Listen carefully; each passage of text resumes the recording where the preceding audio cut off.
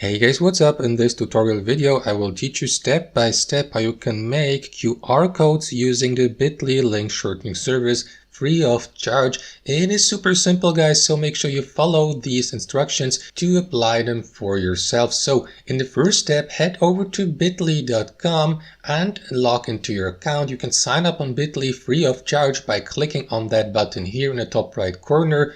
And on the next page, sign in using, for example, your Google account or your Apple account, or alternately use a valid and verified email address to register here down below. And once you're inside your account on bit.ly, click on that button here in the top left corner, create new, and select QR code from that drop-down menu.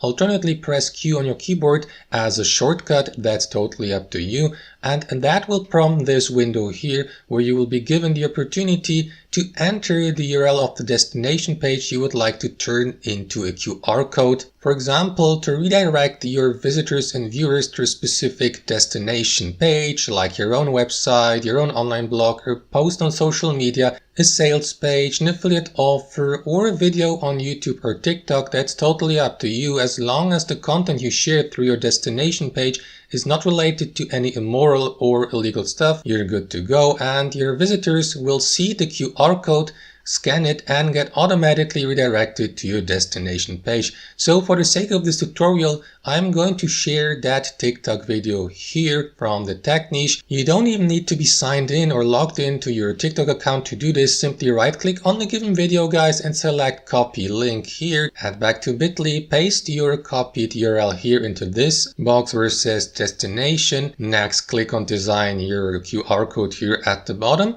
And after that, select a style for your QR code. As you can see, most styles and patterns can only be used if you have signed up for a premium or paid subscription here on bit.ly. However, you can also go with these free available patterns here. So I will go with that one. Choose a color below. I will choose default black, standard black.